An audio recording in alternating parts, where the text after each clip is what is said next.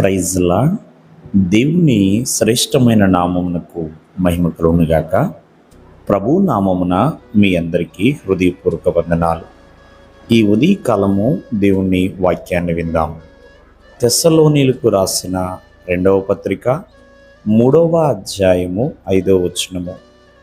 దేవుని యందలి ప్రేమయు క్రీస్తు చూపిన ఓర్పును మీకు కలుగునట్లు ప్రభువు మీ హృదయములను ప్రేరేపించునుగాక. ప్రియమైన వాళ్ళరా, ఇక్కడ 2 కనపడుతున్నాయి. ఒకటి దేవుని ప్రేమ, 2 ఆ ప్రభువారు మనకు చూపిన ఓర్పు. అంటే దేవుని ప్రేమ, దేవుని ఓర్పు, ఈ 2 కూడా మనకి కలిగి ఉండాలి అని దేవుని యొక్క వాక్యం సెలవిస్తుంది. ఎందుకంటే ప్రేమ చాలా ప్రాముఖ్యమైనది. ప్రేమ వల్లనే కదండి ఎన్నో మనము జయించవచ్చు. అలాగే ఓర్పు కూడా చాలా ప్రాముఖ్యం. ఎంతగా అయితే మనము ఓర్పుగా సహనముగా ఉంటామో ఎన్నో విజయాలని పొందగలుగుతాం.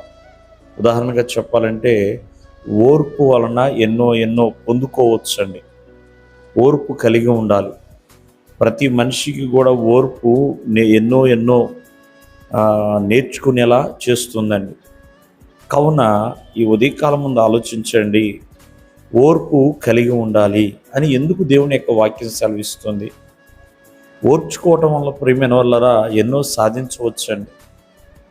ఓర్పు అంట తొందరపడి ఏ కీడు కార్యాలు చేయకుండా కాపాడుతుందండి. ఓర్పు ఏ కీడు కార్యాలు చేయకుండా ఓర్పు అనేది ఎప్పటికప్పుడు మనల్ని కాపాడుతూనే ఉంటుంది. అంతేకాకుండా ఓర్పు ప్రియమైన వల్లరా ఎన్నో జయించేలా కూడా చేస్తుంది. ఎన్నో జయాలు మనం పొందుకోగలుగుతాం ఓర్పు కలిగి ఉండటం వలన.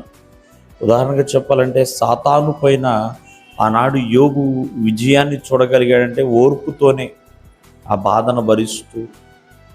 అలాగా ఓర్పు తొందరపాటు పనులు చేయకుండా కాపాడుతుందని, తొందరపడకుండా ఓర్పు అనేది కాపాడుతుంది. చాలామంది తొందరపాటులో ఎన్నో నిర్ణయాలు తీసుకోవచ్చు, తర్వాత బాధపడవచ్చు.